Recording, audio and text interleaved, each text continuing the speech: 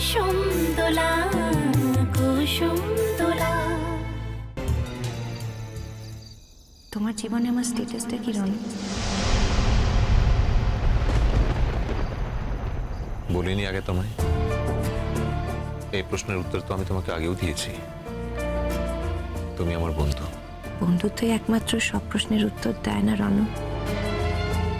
একই জীবনে সব প্রশ্নের উত্তর পাওয়া যায় না রূপকথা, সেটাও মনে রাখা উচিত।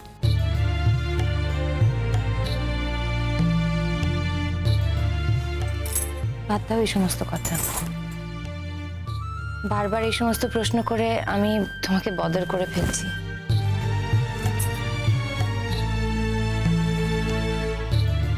আমি এখন শুতে যাব।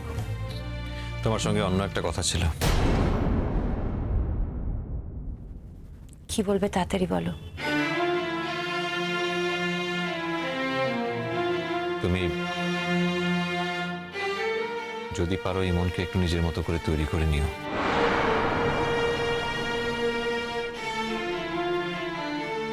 ইমন কেন আমার মতো তৈরি হবে? ইমন ইমনের মতো তৈরি হবে। আমি ঠিক সেটা বলতে চাইনি। আসলে ওর একটা গাইডেন্স প্রয়োজন। আমার পক্ষে তো সেটা সম্ভব হবে না। কেন সম্ভব নয়? কেন? ন্যাচারালি আমি কাজে ব্যস্ত থাকবো, তাই আমার পক্ষে সম্ভব হবে না। তাই সেই দায়িত্বটা এবারে তোমার উপর দিতে চাই। ও, মানে তুমি ইমনকে গাইড করতে পারবে না বলে তোমার হয়ে আমি ইমনকে গাইড করব। মানে তুমি বলতে চাইছো তোমার হয়ে ইমনকে গাইডেন্সটা আমি দেব? হ্যাঁ দেবে, কারণ এই ব্যাপারে আমি তোমার উপরে সব থেকে বেশি রিলাই করি। আমার মনে হয় না ইমনের কোনো গাইডেন্সের প্রয়োজন হবে।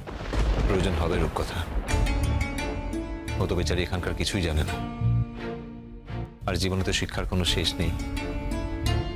সবার কাছ থেকে কিছু না কিছু শেখার থাকে। তাছাড়া দেখলে তো প্রথম দিন আমাদের বাড়িতে এসে যা রিসেপশন পেল মেয়েটা, এটা তো তার প্রাপ্য ছিল না। তাই বলছি, মেয়েটাকে একটু সঙ্গে সঙ্গে রেখো। তুমি আর কিছু বলবে? আর কি বলবো? শুতে যাবে না? যাব। বুঝতে পেরেছি তোমার ঘুম পেয়েছে, তুমি এগো। Good night. Good night.